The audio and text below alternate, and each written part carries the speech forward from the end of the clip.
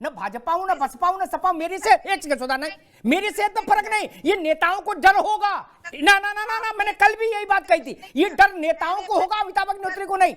ठीक, जाके यूट्यूब देखिएगा मैंने क्या एक, बाकी भाजपा जवाब देगी। ये आप जानबूझकर ऐसा काम करते हैं और फिर यहाँ आके आप देवरा बाबा बनते, ये नहीं चलेगा ना। नो, ईमानदारी रखिए अपने कथन में, अपने आचरण में। अमिताभ अग्निहोत्री अपने बेबाक बोलों के लिए जाने जाते हैं। यूपी निकाय चुनाव को लेकर अमिताभ अग्निहोत्री ने लगाई सबकी क्लास। अगर ये परिणाम आपके विरुद्ध गए, यानी समाजवादी पार्टी नहीं जीती, तो इसका संदेश क्या होगा? इसका मतलब क्या ये माना जाएगा भाजपा की व्यवस्था अच्छी है, इसके शासन से जनता खुश है, और दूसरा इसके जो मेयर थे उनके कामकाज से खुश है, ये अर्थ निकाला है? वो उन्हें बदले नहीं बदले वो आपका विषय नहीं मित्र। मैं पूछ रहा हूं अगर परिणाम आए तो आप कीर्ति बाबू एक मिनट भाई, हमारी बहस और दूसरे की बहस में कुछ अंतर नहीं है प्रभु। मैं सिर्फ ये पूछ रहा हूं अगर अरे जनादेश का कोई तो व्याख्या होगी कि नहीं होगी? अगर सब खराब है तो जनता रिपीट कैसे कर सकती है फिर? और सब अच्छा है तो इसका मतलब आप झूठ बोल रहे थे। लेकिन इन सब मसलों के ऊपर एक मसला छा गया, और वो छा गया, व्यक्तियों के नाम लो तो अतीक, अशरफ, मुख्तार, और मुद्दे का नाम लो तो माफिया उन्मूलन कार्यक्रम, जैसे मलेरिया उन्मूलन कार्यक्रम था। मैं ऐसा मानता हूं। आप भाजपा से मेरा प्रश्न, अगर इसके परिणाम आपके विपरीत गए तो उसका क्या अर्थ निकाला जाएगा, ये बताइए। मैं ऐसा मानता हूं कि सारे नाली, बिजली, खड़ंजा, स्कूल, अस्पताल, तहसील सब जरूरी है, बहुत जरूरी है। लेकिन किसी भी आदमी से पूछो कि बाबू तुम्हारी जिंदगी ज्यादा जरूरी है कि खड़ंजा, तो वो कहे भैया जिंदगी। इसलिए मैं कहता हूं कानून व्यवस्था सारे मुद्दों पर हावी हो जाती है। जिसका पेट खाली है वो भी आग में तो नहीं कूदना चाहता ना, वो दंगा नहीं चाहता, वो अपराध नहीं चाहता, वो किसी गुड्डू बमबाज के झोले से बम फेंके सड़क पर, ऐसा दृश्य नहीं चाहता। वो चाहता जितने बमबाज हैं सब अपनी गति को प्राप्त हों। डॉक्टर सुधा मिश्रा जी, कांग्रेस पार्टी इस पूरे चुनाव में मेरे ख्याल से मीडिया की नजरों से भी बहुत ठीक से नहीं आई। पता ही नहीं लगा कहाँ चुनाव लड़ रही है, नहीं लड़ रही है, क्या कर रही है, कहाँ नकुल दुबे हैं, कहाँ खाबड़ी है, कहाँ है, क्या हो रहा है, कुछ समझ ही नहीं आ रहा। नहीं, न भाजपा हूं, न बसपा हूं, न सपा हूं। मेरे से एक सेकंड सुधा नहीं, मेरे से तो फर्क नहीं। ये नेताओं को डर होगा ना ना ना ना ना, मैंने कल भी यही बात कही थी। ये डर नेताओं को होगा, अमिताभ अग्निहोत्री को नहीं। ठीक, जाके यूट्यूब देखिएगा मैंने क्या एक, बाकी भाजपा जवाब देगी। ठीक, इसलिए ये जब टिप्पणी करिए तो बहुत सोच समझ कर करिए। ठीक है, अभी रुकना होगा सुधा जी। आपने मेरे से बात कही इसलिए मैंने उसका उत्तर दिया उसी तेवर में। वो बहुत जरूरी था ताकि शब्द इतिहास में दर्ज हो जाए। ठीक, बहुत जरूरी है भाई शब्द दर्ज होना। वो दूसरे लोग होंगे जो गुडी गुडी करके निकल जाते होंगे, मैं कभी गुडी गुडी करके नहीं निकलता, मैं तो बीच चौराहे पर खूंटा गाड़ता हूँ। भाई कह रहे हैं कि हमने टैक्स कम करने की बात कही, ठीक, और नाली खड़ंजा सब व्यवस्थित करने की बात कही। स्वाभाविक है, टैक्स कम तो सबको अच्छा लगता है। केजरीवाल इसका उदाहरण है। क्या टैक्स कम करके वो 2 राज्य जीत लिए? तो इसका मतलब, और ये तो हर आदमी को समझ में आता, वो पढ़ा लिखा हो या ना पढ़ा लिखा हो, कि कम होगा तो फायदा हो जाएगा, टैक्स घट जाएगा। सपा अगर कह रही है कि हमने ऐसी बात रखी है, तो फिर इसका स्वाभाविक परिणाम ये आना चाहिए 13 तारीख को कि सपा नगर निगम, नगर पालिका और नगर पंचायत सब में जीतनी चाहिए। क्योंकि ऐसा तो बुड़बक कोई नहीं है कि जो कहे टैक्स ज्यादा होना चाहिए। ऐसी तो जनता कोई है नहीं। जनता में 100 में 100 लोग आपको वोट देंगे। फिर तो यहां पर टिकिएगा, बस मेरा निवेदन इतना है कि 13 को जब परिणाम आए तो यहां पर टिकना होगा हमको।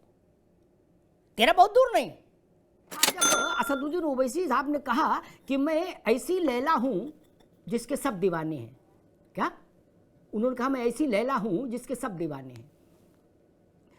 अब जो बात आम आदमी पार्टी कह रही है वो बीजेपी को ऐसी लैला बता रही जिसके सब दीवाने। वो कह रहे सपा, बसपा, कांग्रेस सब भाजपा के साथ है। ये तो गजबे हो गया। आपकी पार्टी ने तो बिल्कुल गजबे कर दिया। आपने कांग्रेस, सपा और बसपा तीनों को भाजपा के उसमें बैठा दिया, उड़न खटोले में। मतलब आप चाहते हो कि आगे उत्तर प्रदेश में विपक्ष के नाम पर अकेले आप ही रहें। लोकतंत्र में राजनीतिक दल अपना रजिस्ट्रेशन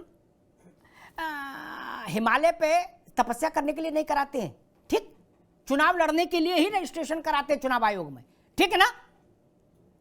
नहीं तो गंगा किनारे नहीं रहे जाके राउटी डाल के, फिर बीतरागी हो जाएंगे आप, एकदम कहेंगे नहीं देखिए जीत हार से क्या होता है, मसला ये है कि मैं तो जागरण कर रहा हूं। आप जागरण करने निकले तो फिर वैसा बताओ, फिर चुनाव से हटो। अरे पराजय से बे का दायित्व लेने से जो लोग डरते हैं वही लोग ये कहते हैं कि हम जागरण कर रहे हैं, जीत जाए तो ले लेंगे श्रेय, अन्यथा कहते हैं हम तो जागरण में थे, हम चुनाव में थे ही नहीं। चुनाव होता है, उसमें जय का महत्व है, पराजय का महत्व है। कीर्तनिधि पांडे जी गलत बात तो नहीं कही। राजनीति में पराजय और जय के अलावा और क्या है बताइए, किस लिए पार्टियां चुनाव लड़ती हैं? पांडे जी आपको आवाज आ रही है? किसी पार्टी के पास पब्लिक का सपोर्ट है या नहीं, ये उसकी जीत हार से पता लगेगा ना। कर्नाटक का चुनाव चल रहा है, 10 तारीख को वहां वोटिंग है। भाजपा वाले और कांग्रेस वाले कंपटीशन करके मठों में जा रहे हैं। वो क्या है, भाजपा ही तो जाता ही है, कांग्रेसी भी जा रहे हैं, राहुल जी भी जा रहे हैं, सब जा रहे हैं। करे बाबा आशीर्वाद दो, सिर पे हाथ रखो, सब वही कर रहे हो ना। और इसमें बुराई भी नहीं, क्यों नहीं जाना चाहिए मठ में, क्यों नहीं जाना चाहिए? अरे भाई जामा मस्जिद चले जाते थे, मठ में जाने में शर्म है? जामा मस्जिद नहीं जाते थे समर्थन मांगने जब बड़े अब्दुल्ला थे? अजब बात है, इसमें क्या होगी? धर्म धर्म धर्म। राहुल गांधी वहां क्या कर रहे हैं? कर्नाटक में यही तो कर रहे हैं जो भाजपा ही कर रहे हैं, सो राहुल गांधी कर रहे हैं। ये पारसा मत बनिए, झूठा सच्चा मत करिए। जनता है वो सब देखती है कि राहुल गांधी भी उसी मठ में जा रहे हैं जिसमें 15 मिनट पहले अमित शाह होके आए। मैं तो था नहीं कर्नाटक में, कौन गया मठ में, मैंने कैसे देखा? फोटो जारी हुई ना, वीडियो जारी किया गया ना, मार्केटिंग नहीं है। ये नहीं चलेगा ना ना ना ना, ये चल नहीं सकता। ये प्रचार कतई खत्म हो गया बहुत पहले भारत से। सबकी फोटो है भाई, ये फोटो कैसे आ जाती है? मेरी तो पूजा करते समय की फोटो नहीं आती घर में, आप लोगों की कैसे आ जाती है? कैसे आ जाती है? ये आप जानबूझकर ऐसा काम करते हैं और फिर यहाँ आके आप देवरा बाबा बनते, ये नहीं चलेगा ना। नो, ईमानदारी रखिए अपने कथन में, अपने आचरण में। कहा जाता भाई हम जो भी निर्णय आएगा मानेंगे, नहीं, ना मानने का तो कोई स्कोप ही नहीं संविधान में। भारत, बांग्लादेश और पाकिस्तान तो है ना कि यहाँ छीना झपटी हो जाएगी, फांसी पे लटका देंगे किसी को ना, यहां तो मानना ही है। पंजाब में अरविंद केजरीवाल की पार्टी जीती तो सबने माना, वहां की लड़ाई होगी कि नहीं मानेंगे? ऐसा तो नहीं कि ना मुख्यमंत्री की कुर्सी की छीना झपटी होगी, नहीं ना। लेकिन मन फिर आपका बड़ा होना चाहिए। कांग्रेस पार्टी, उन्होंने कहा सुधा जी ने कि भाई कांग्रेस की शिकायत है कि उसके गतिविधियों को, उसके परिश्रम को बताया नहीं जा रहा। चलिए, आप तो बता रहे हैं ना अपना परिश्रम, और जिसके लिए कर रहे हैं उसको दिखाई दे रहा है। वोट तो उसी को डालना है, वोट नेताओं को थोड़ी नहीं डालना है, न टीवी चैनल्स को वोट डालना है। वोट तो ननकू और रज्जाक को डालना। पांडे जी गलत तो नहीं कहा। आप जहां बता, जिन लोगों के लिए भला कर रहे हैं, जिनको आपने खीर मोहन खिलाया है, उनको तो पता है कि भैया ने खीर मोहन खिलाया नहीं, तो वो तो आपके साथ खड़े होंगे कि नहीं होंगे? हाँ, नहीं खिलाया होगा और झूठ का होगा खीर मोहन खिलाया, तो फिर वो आपको दौड़ा लेंगे। उधर राष्ट्रीय कांग्रेस पार्टी एनसीपी के राष्ट्रीय अध्यक्ष पद से शरद पवार के इस्तीफे के ऐलान के बाद सियासी अटकलों का बाजार गर्म है कि अगला एनसीपी चीफ कौन होगा। इस बीच मीडिया रिपोर्ट्स में दावा किया जा रहा है कि शरद पवार की सांसद बेटी सुप्रिया सुले एनसीपी की अगली अध्यक्ष हो सकती है, जबकि उनके भतीजे अजीत पवार महाराष्ट्र एनसीपी के अध्यक्ष हो सकते हैं। इधर अजीत पवार खुद पार्टी अध्यक्ष नहीं बनने की बात कर चुके हैं।